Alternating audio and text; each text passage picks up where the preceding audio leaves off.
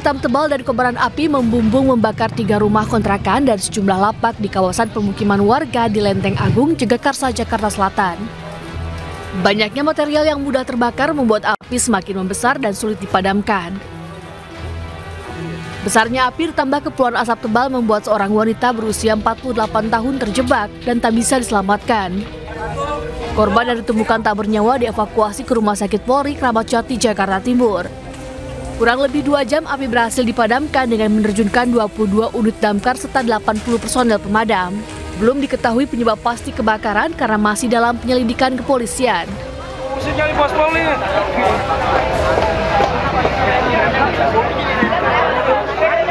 kios pedagang terbakar di area Pasar Gaplok, Jalan Kembang Sepatu, Senen, Jakarta Pusat. Banyaknya bahan yang mudah terbakar membuat api menghanguskan sebuah pos polisi beserta 1 mobil patroli. Petugas pemadam kebakaran menerjunkan 17 unit mobil damkar. Api baru bisa padam 1 jam kemudian. Diduga kebakaran akibat korsleting listrik di salah satu kios. Tak ada korban jiwa maupun luka dalam peristiwa kebakaran tersebut.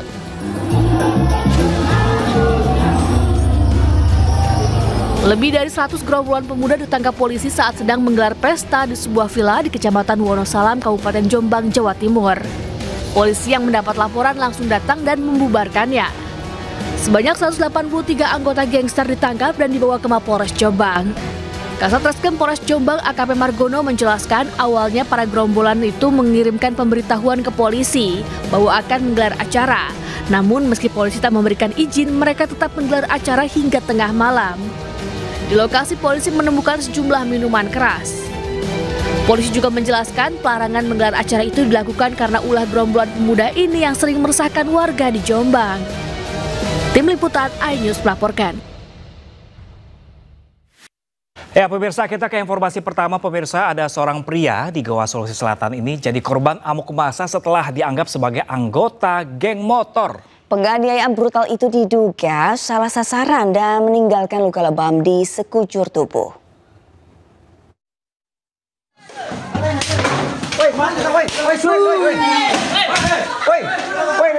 Dalam video amatir warga, tampak korban Muhammad Takdir, 21 tahun dikeroyok sekitar 7 pemuda di Dusun Boto Kapong, Desa Tinggi Mai, Kecamatan Barongbong, Goa, Sulawesi Selatan.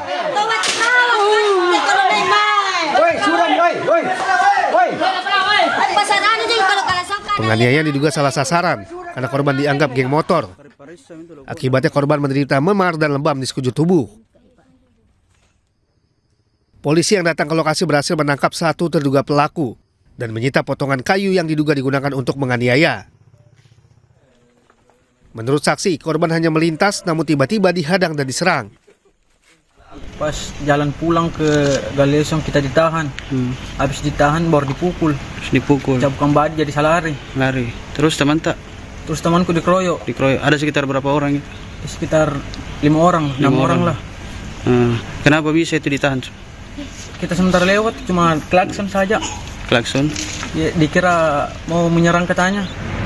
Pada saat itu ada kelompok pemuda mungkin sekitar 6-7 orang. Kemudian ada motor yang melintas berboncengan 2 orang. Masyarakat yang pada saat itu atau kelompok pemuda yang saat itu lagi menonton langsung menghadang motor yang melintas tersebut. 1 orang sudah ditangkap, sementara 6 pelaku lainnya masih diburu polisi. Dari Goa, Sulawesi Selatan, Bukma, iNews melaporkan. Komplotan pelaku spesialis pembobolan minimarket dibekuk kepolisian Satreskrim Polres Metro Jakarta Barat. Ya pemirsa, salah satu pelaku ditangkap saat tengah tertidur pulas.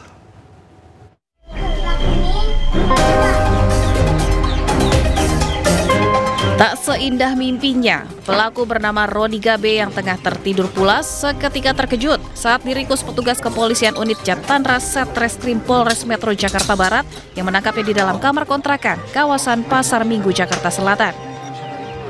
Tak hanya mengamankan Roni, petugas juga melakukan pengembangan dan turut membekuk sejumlah pelaku lain di wilayah Ciputat, Tangerang Selatan.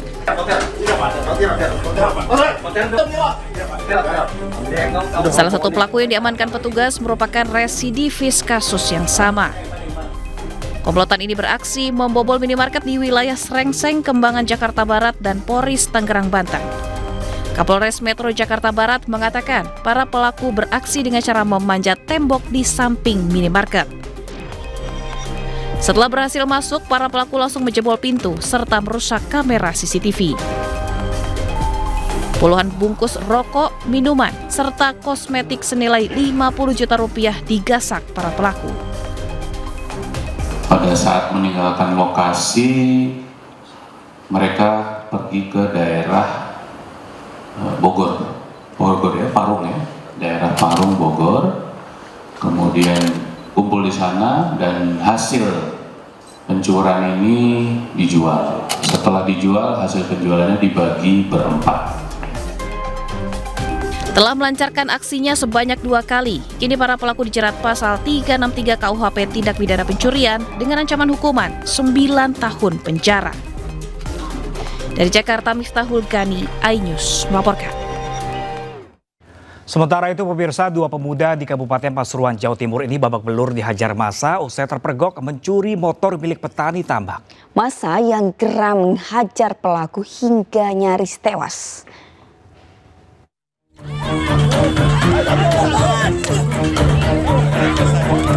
Video amatir milik warga merekam 2 pencuri motor dikeroyok massa di Desa Kramat, Kecamatan Kraton, Kabupaten Pasuruan, Jawa Timur, Minggu siang. Terlihat pelaku berinisial NB dan SP, warga Desa Rowogempol, Kecamatan Lekok, Kabupaten Pasuruan, tak berkutik saat dihajar bertubi-tubi oleh warga. Beruntung Satbusar Reskrim Polres Pasuruan Kota segera datang kemudian membawa kedua pelaku ke Puskesmas Kraton Kabupaten setempat untuk mendapatkan perawatan. Menurut perangkat desa Pulau Karto mengatakan, saat itu motor petani diparkir di pinggir sawah, tiba-tiba satu pelaku merusak kunci motor dan membawa kabur. Namun sialnya saat pelaku membawa motor dipergoki korban berteriak maling hingga akhirnya kedua pelaku berhasil ditangkap massa. Massa emosi dan main hakim sendiri karena di kampungnya kerap terjadi kehilangan motor. Orang punya warga ini kan diparkir mau ke sawah, di sawah dari puli. Ternyata sudah mau diambil sama pelaku ini di PTL. Satunya ambil di lokasi parkiran tambak. Ketemu itu akhirnya dibawa ke mau dibawa ke Balai Desa nggak nyampe. Ketemu massa gitu ya. Dari hasil penyelidikan, kedua pelaku merupakan spesialis pencuri motor milik petani yang diparkir di pinggir jalan. Modusnya kawanan pelaku berpura-pura mancing ikan mujair di tambak kemudian mengambil motor yang terparkir dalam kondisi sepi. Dari Pasuruan, Jawa Timur, Jaka Samudra, iNews melaporkan.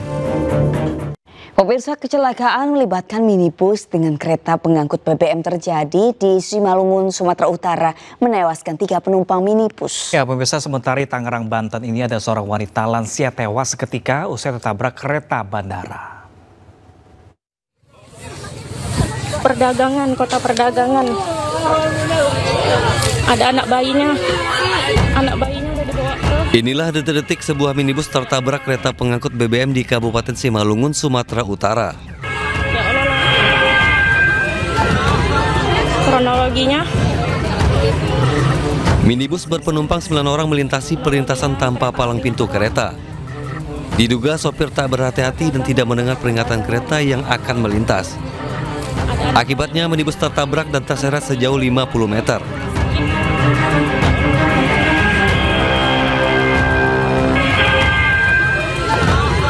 Ada anak bayinya udah dibawa ke rumah sakit. Warga sekitar yang mengetahui peristiwa ini berupaya mengevakuasi korban yang terjepit di dalam mobil. Akibat peristiwa ini 3 penumpang minibus tewas di lokasi kejadian.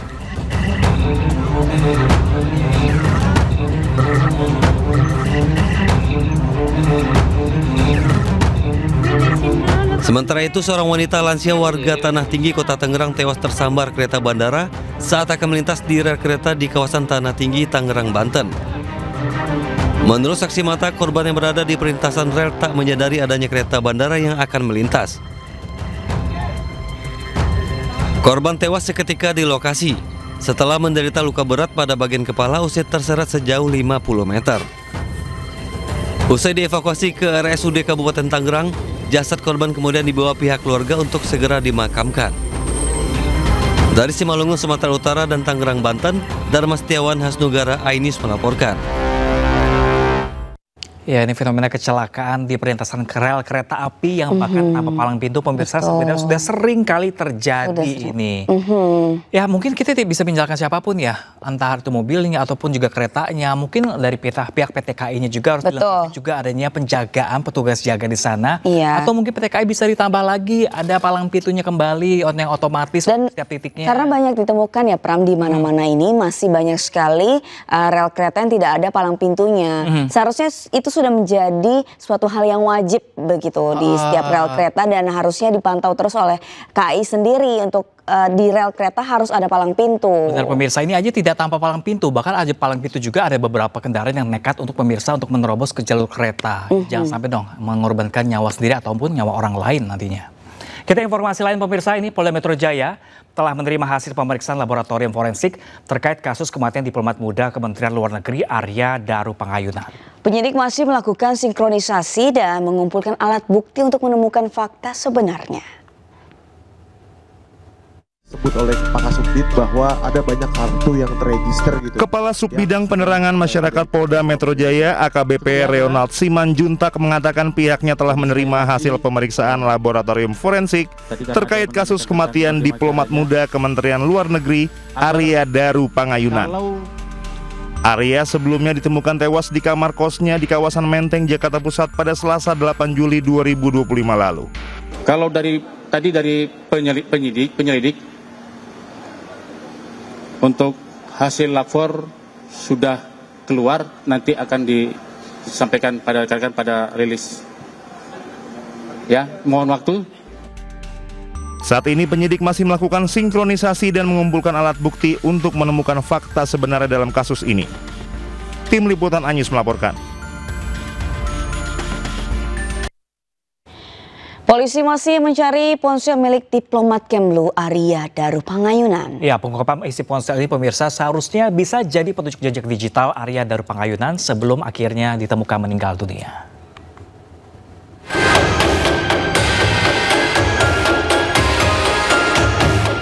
Diplomat muda Kemlu Arya Daru Pangayunan ditemukan meninggal dunia dalam kondisi kepala dililit lakban kuning. Korban ditemukan dalam kondisi berpakaian kaos dan celana pendek serta badan ditutupi selimut di atas kasur. Kabid Humas Polda Metro Jaya Kombes Pol Ade Arisham Indradi mengatakan ponsel milik diplomat Kemlu Arya Daru Pangayunan belum ditemukan hingga saat ini. Penyidik telah memeriksa sejumlah lokasi seperti kamar indekos, kantor Kemlu maupun pusat perbelanjaan. Namun ponsel tersebut belum berhasil ditemukan. Belum.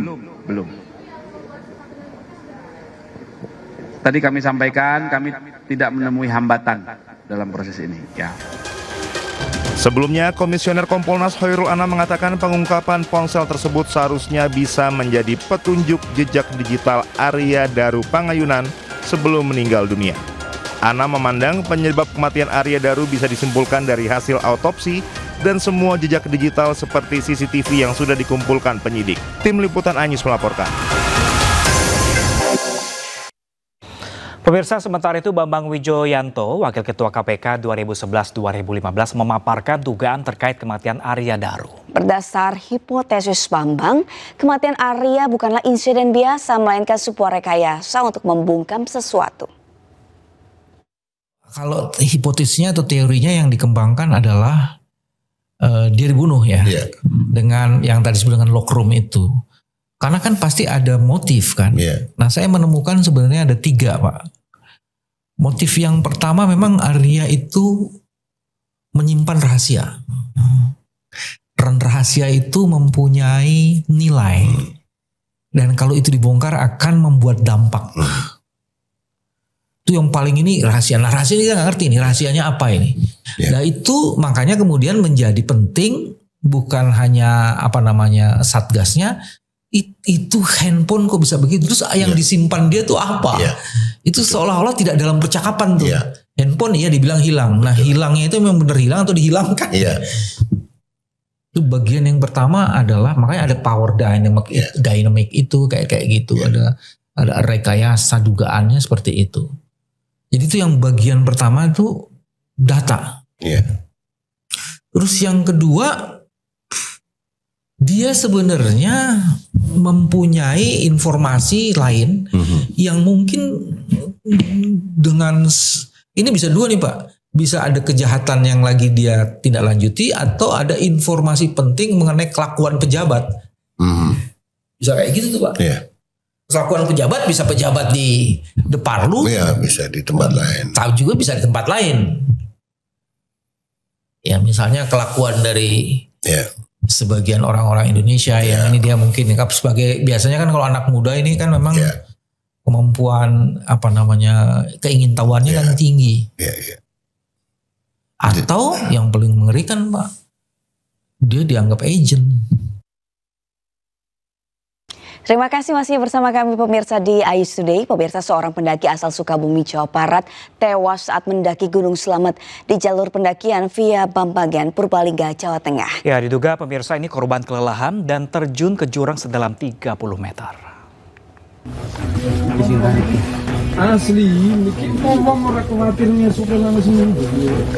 Tim SAR gabungan mengevakuasi seorang pendaki yang tewas saat mendaki Gunung Slamet di jalur Bambangan, Purbalingga, Jawa Tengah.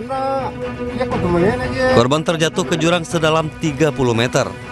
Korban diketahui bernama Yuswandi, warga Desa Cibadak, Kecamatan Cibadak, Sukabumi, Jawa Barat. Diketahui saat mencapai pos 5, korban tiba-tiba lemas dan tak sadarkan diri hingga kemudian meninggal dunia. Pendaki berusia 46 tahun ini tewas akibat kelelahan. Tim SAR gabungan diberangkatkan untuk mengevakuasi korban. Evakuasi berlangsung dramatis lantaran hawa dingin dan medan terjal.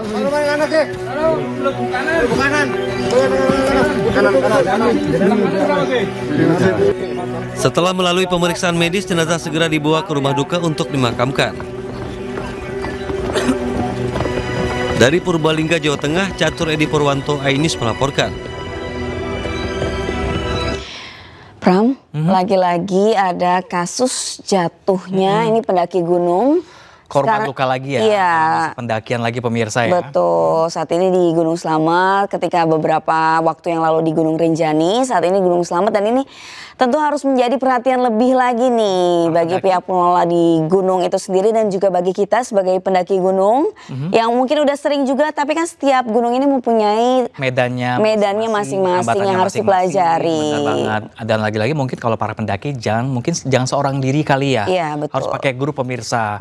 Jangan nekat sendirian untuk mendaki gunung. Kalau kelelahan nanti mau mengeluh sama siapa, kita bantu sama siapa, jadi sulit nantinya pemirsa. Betul. Atau dari pihak pengelola gunung itu sendiri disediakan guide ya Pram untuk bisa mendirect atau mengarahkan para pendaki gunung ini, terutama bagi yang baru naik gunung tersebut pertama kalinya. Oke pemirsa, kita ke informasi selanjutnya pemirsa. Ini ada aksi pengadangan taksi online oleh sejumlah pengemudi ojek pangkalan di Stasiun Tiga Raksa, Kabupaten Tangerang, Banten ini viral di media sosial. Pengemudi ojek pangkalan memaksa membuka pintu mobil, meminta penumpang wanita yang membawa bayi turun di tengah kondisi hujan.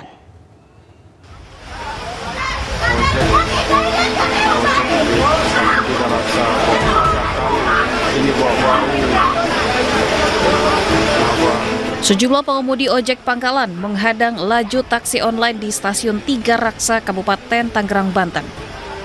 Para pengemudi ojek pangkalan memaksa membuka pintu mobil dan meminta penumpang wanita yang sedang membawa bayi turun di tengah kondisi cuaca hujan.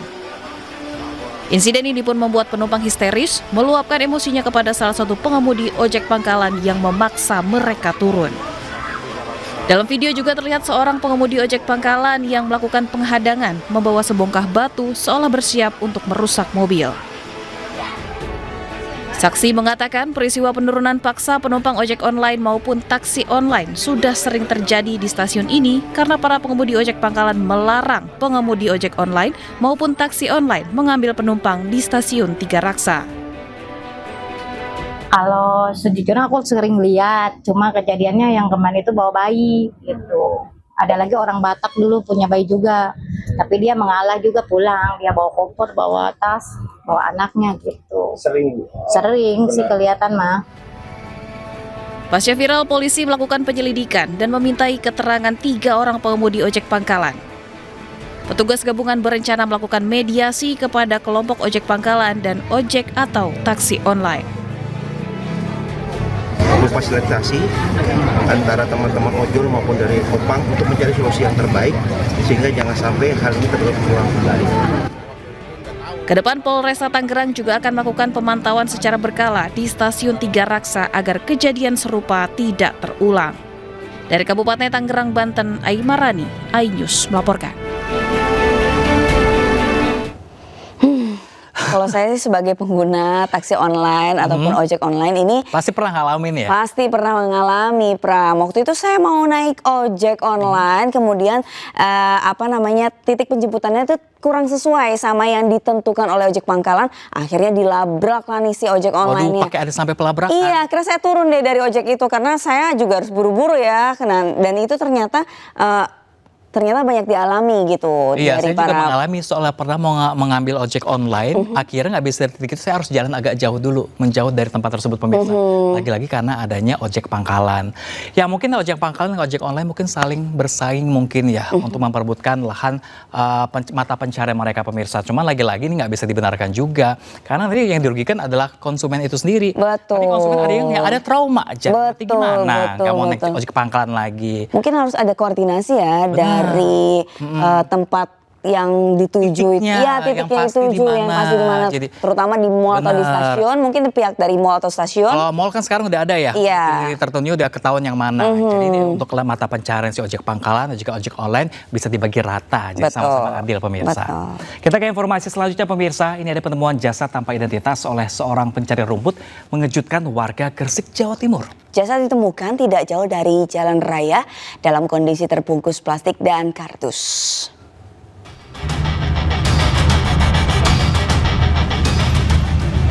Warga dikejutkan dengan penemuan jasad di Jalan Raya Kedamaian, Desa Banyu Urip, Gresik, Jawa Timur.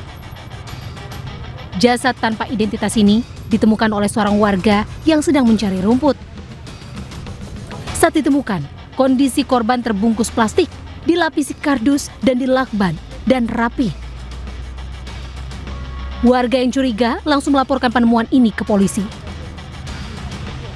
Tim Inafis dari Polres Gresik yang datang ke lokasi langsung melakukan olah tempat kejadian perkara dan mengevakuasi jasad korban untuk keperluan autopsi di RSUD Ibnu Sina Gresik. Belum diketahui penyebab tewasnya korban, tetapi polisi menduga penemuan mayat ini merupakan kasus pembunuhan. Tadi karena memang di TKP belum sempat kita cek, jadi masih kami dalami. Untuk sementara jenis kelamin perempuan. Tapi untuk identitas terkait ininya nanti kami infokan di media. Sudah ada mutilasi ya?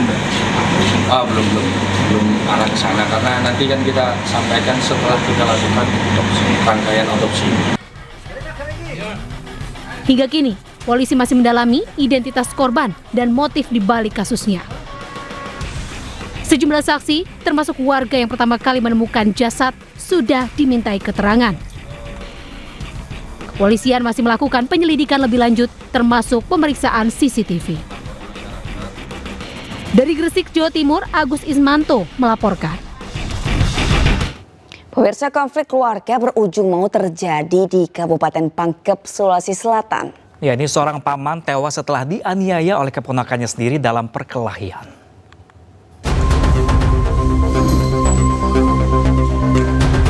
Kondisi pelaku perkelahian yang mengejutkan warga desa Motirowali, Lukang, Tupabiring, Utara, Pulau Sametelu Borong, Kabupaten Pangkep dirawat di ruang intensif RSUD Batara dengan pengawasan ketat dari pihak kepolisian. Pria berusia 24 tahun ini mengalami luka serius di bagian kepala dan perut kanan usai terlibat duel maut dengan pamannya yang usianya 64 tahun. Perkelahian terjadi di desa Motirowali, Lukang, Tupabiring Utara. Keduanya menggunakan senjata tajam saat berkelahi. kita tidak tahu kejadian kronologisnya bagaimana, karena mungkin di situ barangkali baku lihat ya, karena ini selama ini artinya adanya kita tidak tahu bagaimana modelnya, apakah dendam bagaimana modelnya, kita tidak tahu.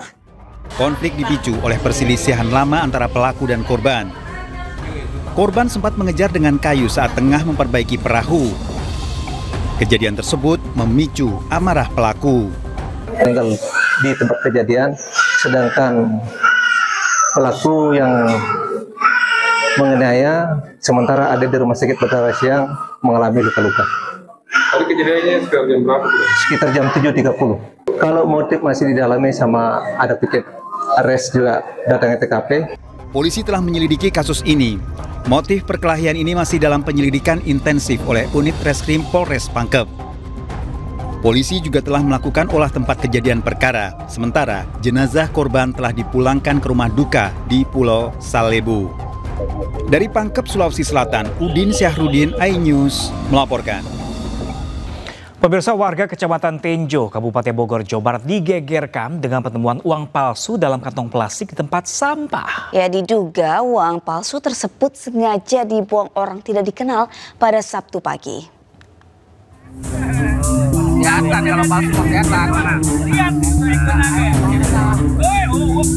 Uang pecahan Rp100.000 dalam sekantong plastik ditemukan warga Desa Babakan, Kecamatan Tenjo, Kabupaten Bogor, Jawa Barat. Setelah dicari tahu, uang yang berceceran ini ternyata palsu hingga membuat heboh warga yang melintas. Penemuan uang palsu pecahan Rp100.000 pertama kali oleh warga yang hendak pergi ke pasar melihat uang dalam sekantong plastik resek berserakan. Atas kejadian tersebut, warga langsung melaporkannya ke Polsek setempat. Pengecekan termasuk kepada warga sekitar dan kemudian termasuk kepada para desa bahwa apakah ada orang yang menggunakan uang palsu tersebut untuk transaksi, dan sampai saat ini kami belum mendapatkan informasi tersebut. Hingga kini petugas kepolisian Polsek Tenjo masih menyelidiki pelaku pembuang uang palsu di pinggir jalan raya Tenjo Babakan. Petugas juga menghimbau kepada warga untuk berhati-hati dan teliti jika menemukan uang palsu dan langsung melaporkannya ke Polsek terdekat. Dari Kabupaten Bogor, Jawa Barat, Iwan Setiawan, iNews melaporkan.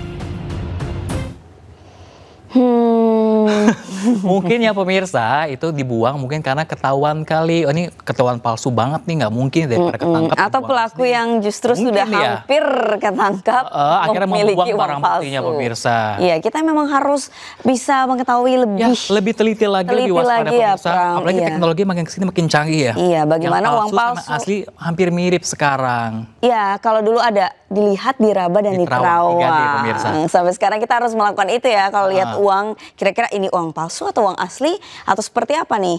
Nah, ini pemirsa juga harus lebih berhati-hati lagi ke depannya ya pemirsa. Kita ke informasi selanjutnya pemirsa. Ini ada Polda Riau yang menggerebek distributor pengoplos beras di Pekanbaru.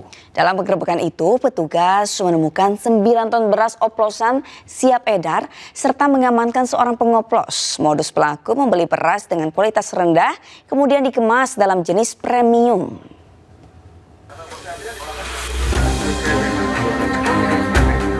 Direktorat Reserse Kriminal Khusus Polda Riau menggerebek sebuah toko yang dijadikan sebagai tempat produksi beras oplosan di Jalan Lembaga Pemasyarakatan Kota Pekanbaru Riau.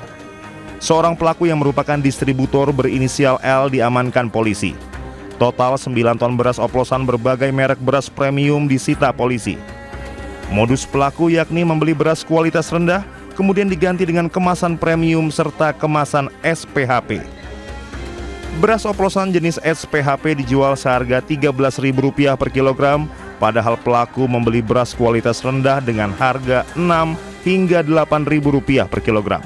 Oplos yang diambil ada beras reject, kemudian dikemas dalam karung beras SPHP ini bulog, dikemas dalam beras SPHP bulog yang ukurannya 5 kg.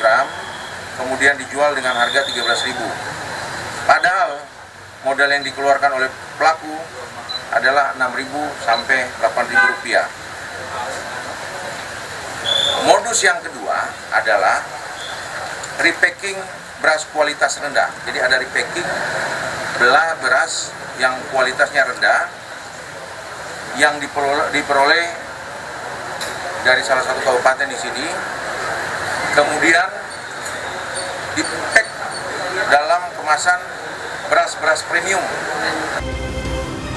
Pelaku sudah 2 tahun beroperasi mengoplos beras kualitas rendah tersebut. Beras tersebut dijual secara ecer ke toko-toko beras yang ada di Pekanbaru. Dari Pekanbaru Riau, Indra Yose Rizal Anyus melaporkan. Sementara itu pemirsa, terkait beras oplosan yang beredar di pasaran, Satgas Pangan Daerah Polda Metro Jaya sidak ke Pasar Induk Cipinang, Jakarta. Ya, pemerintah pun pemirsa menyepakati 3 poin berantas praktik beras oplosan.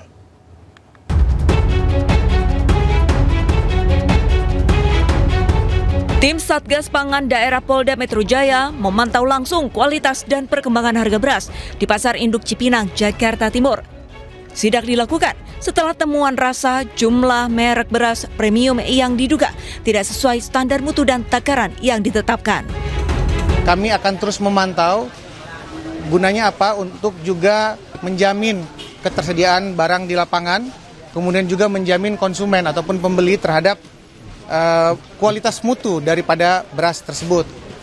Kami juga dengan beberapa rekan-rekan dari Satgas Pangan ini juga sudah melakukan atau membeli beberapa sampling, ya, sampling jenis ataupun merek beras, dan sudah kita juga akan melakukan uji lab. Apabila kita menemukan unsur pidana di dalamnya, maka nanti kami dari Satgas Pangan, dalam hal ini khususnya kami dari Satgas Pangan dari Polda Metro Jaya akan tegas untuk melakukan tindakan hukum. Sebelumnya, Presiden Prabowo Subianto ikut menyoroti permasalahan beras oplosan yang beredar di masyarakat. Pemerintah pun menyepakati 3 poin berantas kasus praktik beras oplosan. Di antaranya, penegakan hukum yang tegas, percepatan operasi pasar, serta menghilangkan kategori kualitas beras. Nantinya, pemerintah hanya akan membuat 2 kategori beras, yakni beras dan beras khusus. Tim Liputan, iNews melaporkan. Pemirsa, Satgas Pangan Polri menaikkan status perkara beras oplosan ke tahap penyidikan. Polisi juga menetapkan 3 produsen dari 5 merek beras terbukti melanggar hukum.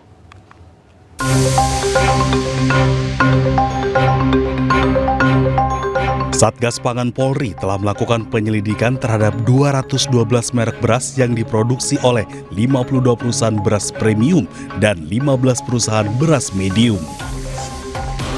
Dari proses tersebut, Polri mengklaim menemukan 5 merek beras premium, yaitu Sania, Sentra Ramos Biru, Sentra Ramos Merah, Sentra Pulen, dan Jelita tidak sesuai mutu di kemasan.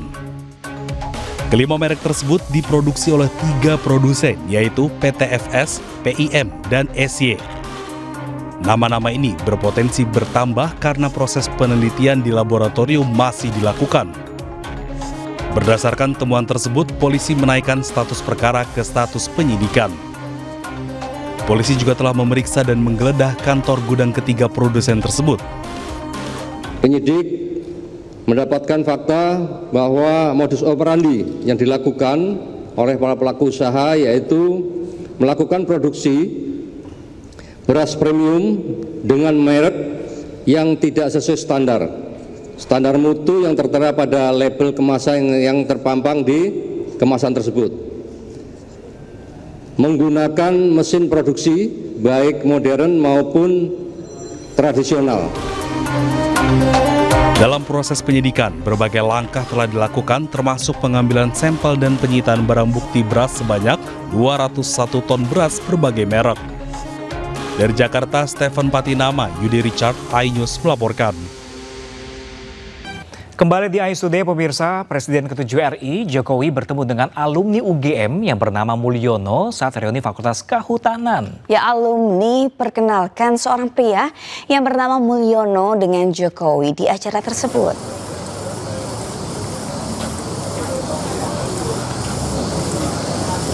Pertemuan Jokowi dengan pria bernama Mulyono menghiasi reuni ke-45 tahun Angkatan 1980 di Fakultas Kehutanan UGM Sabtu kemarin. Mulyono merupakan teman angkatan Jokowi saat kuliah di Fakultas Kehutanan. Terkait sosok Mulyono ini, Jokowi berkelakar agar tidak menambah masalah. Jokowi ini ada yang namanya Mulyono asli bapaknya.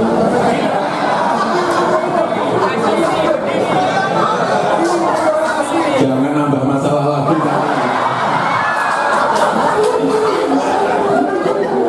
Udah Hari Mulyono dimasalahin, almarhum, dia tambah lagi Mulyono. Ini asli betul asli.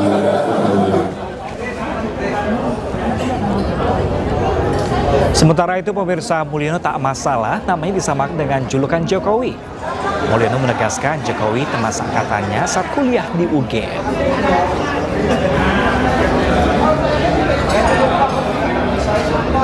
Saya Mulyono, angkatan tahun masuk kehutanan tahun 1980 di Fakultas Kehutanan UGM dengan nomor mahasiswa 1684.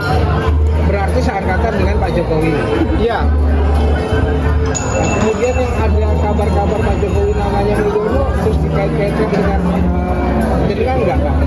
Ya itu bukan urusan saya, yang jelas nama saya Mulyono. Kalau Pak Jokowi kan saya tahunnya Jokowi Dodo.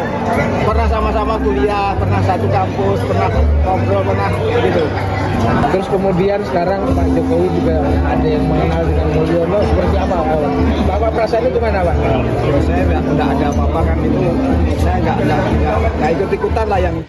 Ya, pemirsa, yang menarik lagi, Mulyono ini salah satu teman angkatan dari Pak Jokowi ini di tahun 1980 tidak ada jurusan di Fakultas Kehutanan UGM. Mulyono mengatakan walaupun kuliah di Fakultas Kehutanan tetap diperbolehkan membuat skripsi di bidang ekonomi manajemen. Dulu tidak ada jurusan. Kalau Pak Mulyono sendiri jurusannya apa? Saya Fakultas Kehutanan, cuma skripsinya saya ngambil bidang ekonomi manajemen. Jadi tidak ada jurusan Fakultas Kehutanan. Jadi saya tegaskan tidak ada jurusan saat itu, cuma saya skripsinya ngambil apa. Terus kuliahnya kebanyakan bobot mata kuliah ngambil bidang apa? Ada ekonomi manajemen atau apa? Ya ekonomi manajemen, ada teknologi, hasil hutan, ada apa namanya itu silvikultur kalau nggak salah. Pokoknya tidak ada jurusan, cuma bidang studinya. Ya, hal senada juga disampaikan Mustoha Iskandar, teman satu angkatan Joko Widodo yang juga mengaku tidak ada jurusan di Fakultas Kehutanan UGM 1980. Ya, pemirsa, hal tersebut disampaikan Mustoha Iskandar sama menghadiri acara reuni alumni 1980 Fakultas UGM di Sleman, Yogyakarta kemarin. Siapa yang ada jurusan kehutanan itu? Jadi jurusannya itu saya jelasin ya. Jurusannya itu nanti udah semester akhir, ngambil mata kuliahnya apa, ya kan, kemudian topik skripsinya apa. Nah, kemudian orang bilang kalau kayak saya nih, karena saya menanam, pilihannya itu nanam meneliti diameter pertambahan daun dari mulai kecil sampai berapa meter, maka saya dibilang jurusan silvikultur gitu. Nanti ada yang menulis masalah ekonomi, dibilangnya ekonomi hutan. Ada yang ngurusi kayu, disebutnya teknologi kayu, ya kan? Jadi bukan berarti teknologi kayu itu agak memang apa ya, itu cuman lontaran orang kalau ngambil itu wah berarti dia jurusan teknologi kayu. Ya, pemirsa, dalam kesempatan yang sama di reuni Fakultas Kehutanan UGM, Jokowi juga mengakui jika kondisi kesehatannya belum 100% pulih. Namun ia tetap memaksakan datang ke acara reuni bersama teman-teman seangkatan tahun 1980. Belum, kondisinya belum 100%. Sudah 3 bulan tapi masih dalam pemulihan, tetapi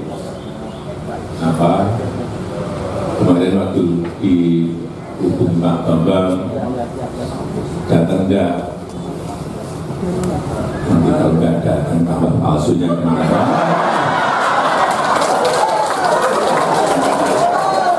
Ini saya paksakan datang betul.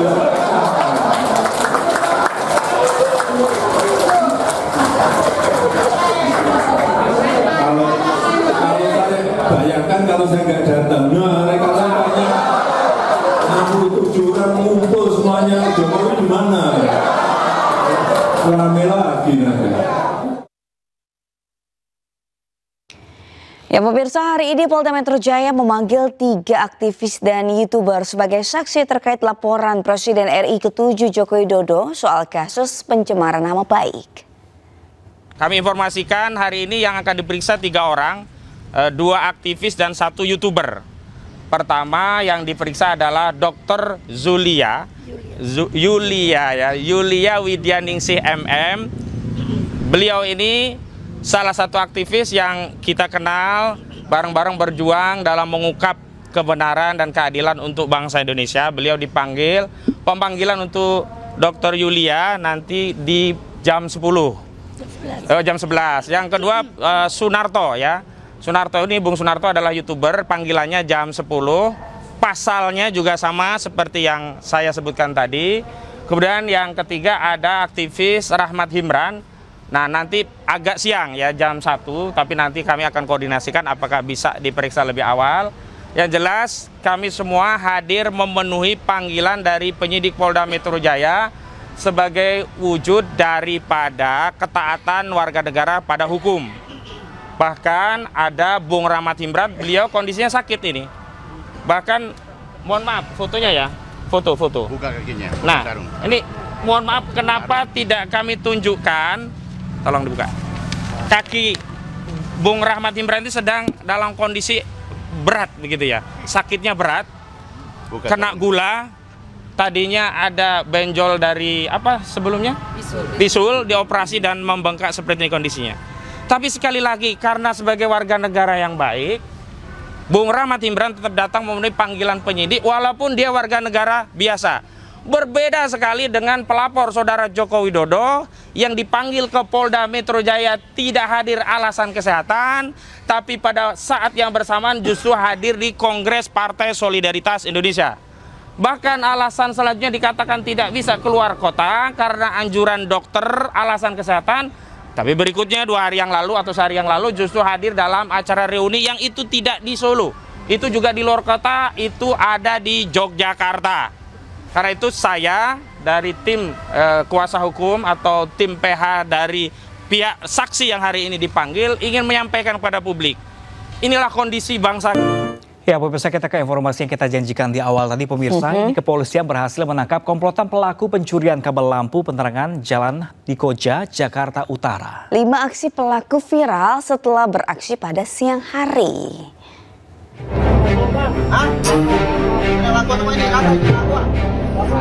Polres Jakarta Utara lakukan penggerebekan di tempat berkumpulnya kawanan pelaku pencurian kabel bawah tanah yang berfungsi sebagai penerangan jalan Ampea, Koja, Jakarta Utara.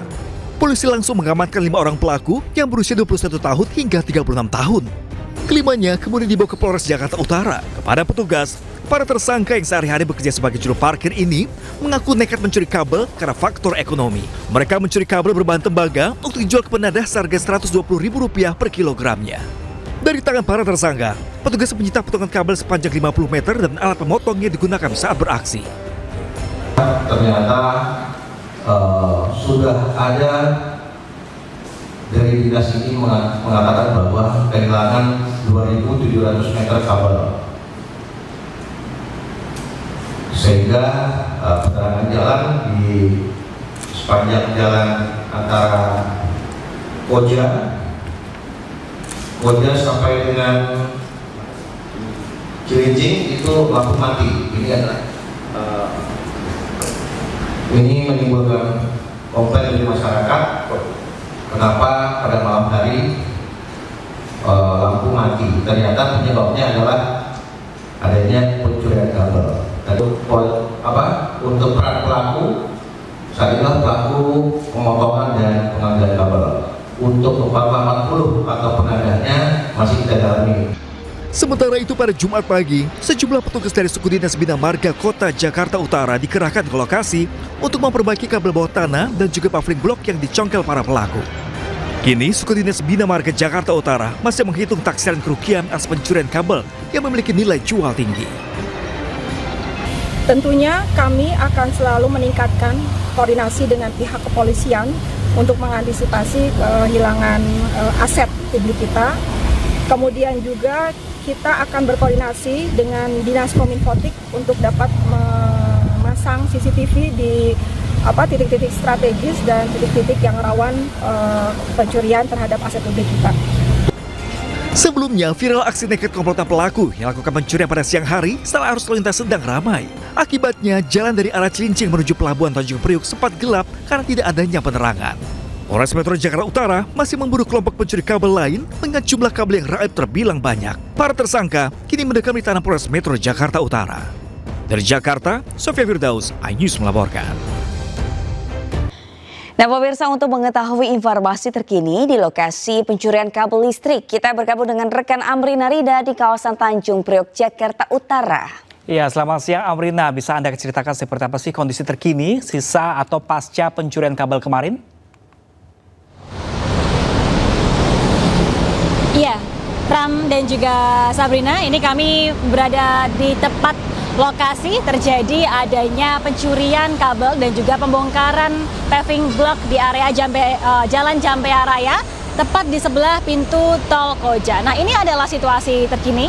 Juru kamera kami, Suryalis Santoso, akan perlihatkan lebih dahulu bahwa situasinya ternyata sekarang seperti ini. Kita akan mencoba untuk melihat lebih dekat, Pram dan juga Sabrina.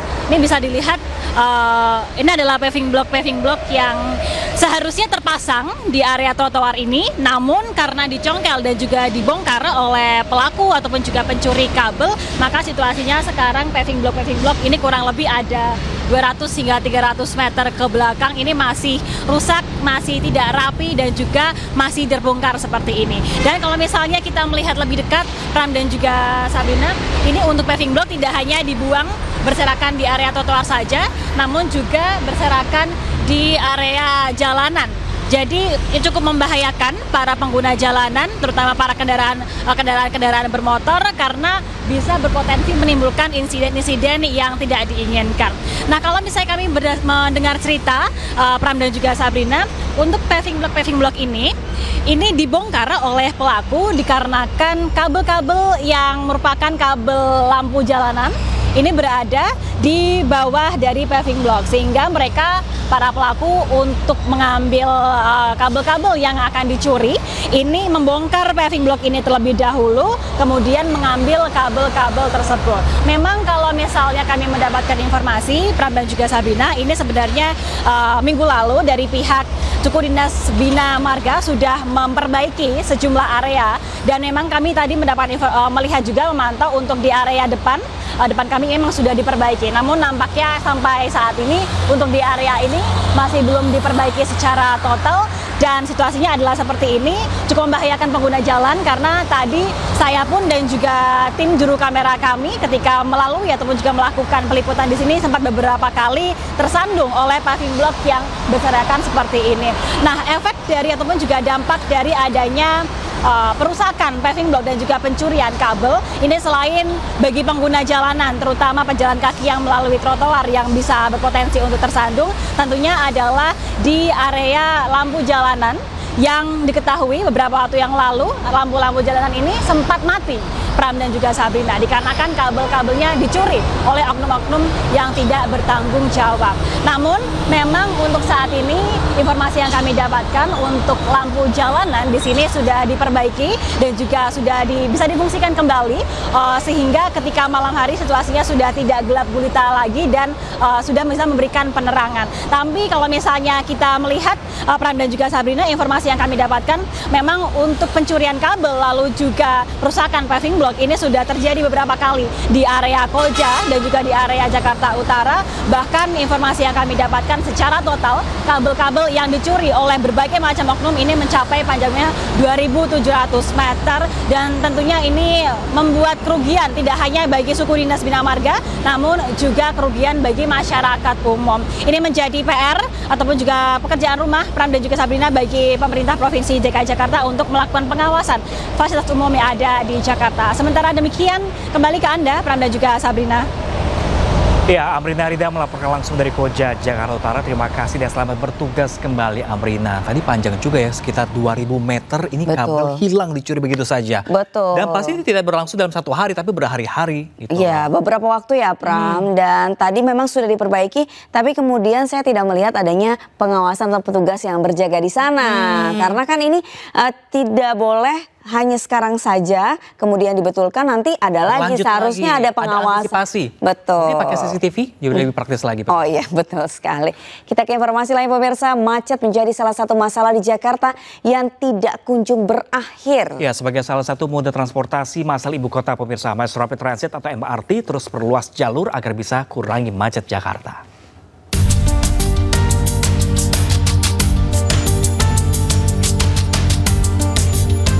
Macet menjadi salah satu masalah krusial di ibu kota yang tak kunjung berakhir. Pemprov Jakarta terus berusaha menawarkan berbagai solusi melalui penyediaan moda transportasi massal. Salah satunya adalah Mass Rapid Transit atau MRT yang jalurnya terus dikembangkan untuk memperluas jangkauan. Saat ini MRT tengah mendorong penyelesaian pembangunan jalur fase 2A rute Bundaran HI hingga Jakarta Kota. Terdapat 3 tahap pembangunan jalur MRT fase 2A yang terdiri dari 7 stasiun. Untuk tahap pertama, jalur MRT rute Bundaran HI hingga Harmoni telah mencapai 88%. Sedangkan jalur MRT dari Harmoni menuju Mangga Besar telah mencapai 54%, sedangkan jalur Mangga Besar hingga Kota Tua telah mencapai 73%. Rata-rata proses penyelesaian konstruksi telah mencapai 50% hingga akhir Juni 2025. MRT yakin penyelesaian fase 2A akan rampung di tahun 2029 dan menargetkan akan mampu mengoperasionalkan jalur tersebut secara bertahap. Optimis pembangunan jalur MRT bisa jadi salah satu solusi kurangi kemacetan ibu kota. Meski untuk mewujudkan hal tersebut, MRT butuh integrasi dengan moda transportasi umum lainnya. Ya pemirsa, berawal dari kekhawatiran akan tergantungnya sumber daya alam, fenomena mobil listrik kini jadi tren peralihan kendaraan berbasis bahan bakar fosil ke listrik. Dan kini aneka jenis mobil listrik hadir untuk memenuhi kebutuhan mobilitas keluarga Indonesia.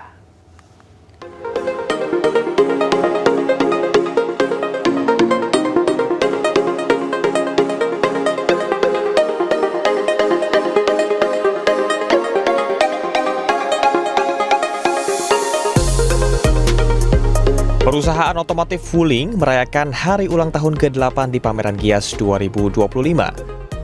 Di perayaannya, Wuling resmi memperlihatkan dan membuka pre-book kendaraan listrik barunya, yakni Cortez Darian dengan varian PHEV dan EV.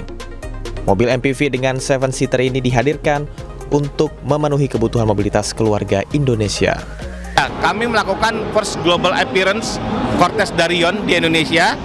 Ini merupakan mobil MPV 7-seater dengan captain seat, sunroof, dan juga auto comfort slide door. Nah, mobil keluarga ini nantinya akan hadir dalam pilihan EV dan PHEV. Dan di Gias 2025 ini kami juga sudah membuka pre-book untuk Wuling Cortez Darian. Dan ini juga berlaku di dealer-dealer Wuling. Di Indonesia nilai kebersamaan kekeluargaan sangat kuat sekali. Jadi mobil keluarga itu bukan hanya untuk menemani aktivitas sehari-hari, tetapi menjadi tempat untuk berbagi momen bersama. Dengan Cortez Darian ini, Wuling juga akan mengaplikasikan teknologi terbaru Wuling di Indonesia, dan juga ini diharapkan menjadi pilihan mobil keluarga yang sesuai dengan kondisi saat ini. Menurut saya yang tahun ini, Gias yang tahun ini, booth Wuling-nya tuh menarik banget, apalagi ada baru launching 2 mobil baru. Jadi menurut saya menarik banget sih. Dan ramai banget. Soalnya Wuling ini desainnya tuh autentik banget, beda sama yang lainnya. Jadi saya tertarik banget sih sama si Wuling ini. Demi menambah keseruan, Wuling menggelar kompetisi Wuling Gas Racing Simulator yang berhadiah dan mengadakan undian grand prize 1 unit Bingo EV. Dari Tangerang, Syahriza Zansky, Muhammad Zulkarnain, iNews melaporkan. Terima kasih masih bersama kami di iNews Today pemirsa. Gubernur Jakarta Pramono Anung meresmikan rute baru Transjakarta Koridor 1W Blok M Ancol. Ya pemirsa, rute itu sepenuhnya akan menggunakan bus listrik agar lebih ramah lingkungan.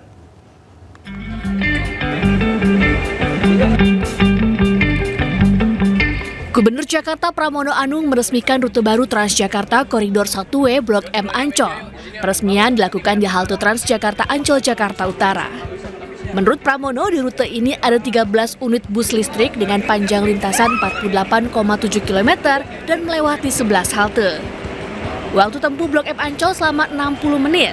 Sementara jarak tunggu antar bus atau headway selama 5 menit pada jam sibuk dan 10 menit pada jam normal. Menurut Pramono, rute Blok M Ancol ini sepenuhnya akan menggunakan bus listrik. Hal ini sebagai langkah nyata pemerintah untuk menurunkan emisi karbon dan polusi udara di Jakarta. Blok M Ancol ini 13 unit tadi, PP kurang lebih waktu yang dibutuhkan sebenarnya PP ya, adalah 120 menit, artinya 1 jam setiap trayek. Dan ya mungkin di kemacetan kalau lagi trafiknya padat maka pasti akan ada kenaikan. Tetapi kedepannya saya meyakini sehingga pilihan masyarakat semakin banyak, karena di tahun 2029 mudah-mudahan MRT dari Lebak Bulus sampai dengan Ancol ini orang bisa naik Transjakarta, orang bisa naik MRT, pilihannya makin banyak dan mudah-mudahan ini secara signifikan akan membuat Jakarta transportasinya lebih gampang. Transjakarta rute Blok M Ancol ini beroperasi mulai pukul 5 pagi sampai pukul 10 malam. Tim Liputan iNews melaporkan. Dan untuk informasi terkini, kita bergabung dengan Jessica Winoto yang sudah berada di Transjakarta rute Blok M Ancol. Ya, selamat siang rekan Jessica. Seperti apakah pantauan Anda di lokasi, sudah banyakkah warga yang memanfaatkan rute baru ini? Ya, selamat pagi Pram, Sabrina dan juga pemirsa, yang mana saya sudah berada di dalam bus Transjakarta rute Blok M Ancol, yang mana Pram, Sabrina dan juga pemirsa dapat melihat bahwa di belakang saya ini sudah ada beberapa penumpang, tetapi belum penuh nih Pram, Sabrina, karena memang nampaknya masih banyak warga yang belum mengetahui untuk rute Blok M Ancol. Karena memang diketahui bahwa rute Blok M Ancol ini baru diresmikan sejak hari Sabtu 26 Juli 2025 oleh Gubernur DKI Jakarta Pramono Anung. Lalu saat ini Sabrina dan juga Pram dan juga para misa, kami sudah bersama dengan salah satu penumpang yang bernama Dinda. Oh ya, halo, iya. Aku mau nanya, ini pertama kali kah untuk naik Transjakarta, bus Transjakarta yang menuju Ancol dari Blok M? Oh ya, baru pertama kali. Iya. Mbak, aku mau nanya dong, hari ini mau ke Ancol, mau ngapain sih? Sebenarnya karena kita lagi cuti ya, jadi emang pengen kita pengen jalan-jalan ke sana aja sih gitu. Iya. Mau kalau boleh tahu nih Mbak, ini destinasi yang mau dituju di Ancol ini kemana aja? Mungkin kayak lebih ke kereta gantung kali ya, karena pengen ngerasain kereta gantung di sana tuh kayak gimana gitu. Oke. Mbak, aku mau nanya juga, ini berarti karena pertama kali kan sebenarnya ini diresmikan dari hari Sabtu. Kenapa sih baru hari Senin ya? Padahal ini kan day one of the week gitu ya. Ini gimana? Sebenarnya kan terinfo memang tanggal 26 gitu. Ternyata pas siang tuh udah pengen ke sana, cuma katanya bisnya belum ada. Terus habis itu baru pas sore ke malam kayaknya baru emang aktif. Terus ya udah, jadi kayaknya baru ngerasain hari ini deh gitu. Mbak, sama siapa hari ini? Sama temen aku. Iya. Oke. Mbak, ini boleh aku ngobrol sebentar dengan teman yang satu lagi? Mbak, namanya siapa? Erna. Mbak Erna hari ini mau sama Kak Dinda, ini mau kemana aja sih?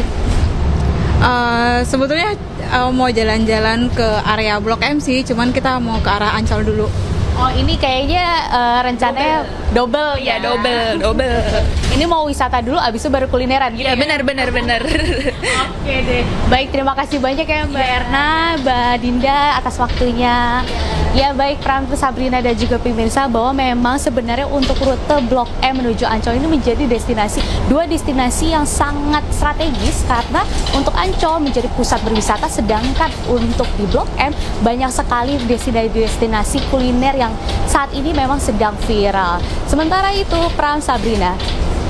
Terima kasih Jessica Winoto atas laporannya. Selamat bertugas kembali. Ya, kita beralih ke informasi lain pemirsa. Pesawat American Airlines mengalami insiden saat lepas landas dari Bandara Internasional Denver. 1 orang dilaporkan terluka. Dan pemirsa, informasi ini juga sekaligus untuk jumpa kita di Ais Today edisi hari ini pemirsa. Temukan informasi-informasi terbaru lainnya di www.ais.id dan cuplikan tayangan berita Ais dapat Anda saksikan di kanal YouTube @official_ainews. Setelah ini Anda bisa langsung menyaksikan Ainews Siang bersama rekan Reza Siregar. Saya Sabrina Sila. Dan saya Pram. Sejak pemirsa pamit undur diri, selamat beraktivitas. Terima kasih dan sampai jumpa.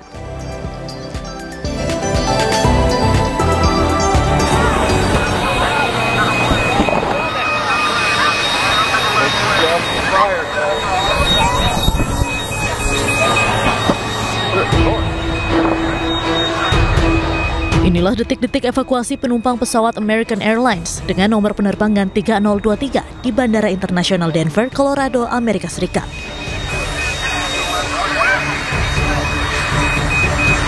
Pesawat berjenis Boeing 737 MAX 8 dengan rute Denver-Miami tersebut mengalami ban pesawat pecah saat lepas landas dan menyebabkan munculnya api dan asap di bagian belakang pesawat. Suara ledakan keras membuat panik para penumpang sebelum akhirnya mereka dievakuasi ke landasan pacu. Petugas pemadam kebakaran segera memadamkan api yang muncul akibat kombinasi ban pecah dan pengereman mendadak. Pesawat tersebut diketahui mengangkut sebanyak 173 penumpang dan 6 orang awak kabin. Pihak maskapai memastikan seluruh penumpang dan awak kabin berhasil dievakuasi dengan selamat. 1 orang dilarikan ke rumah sakit karena mengalami luka ringan. Pihak FAA pun tengah melakukan penyelidikan terkait insiden pecah ban tersebut.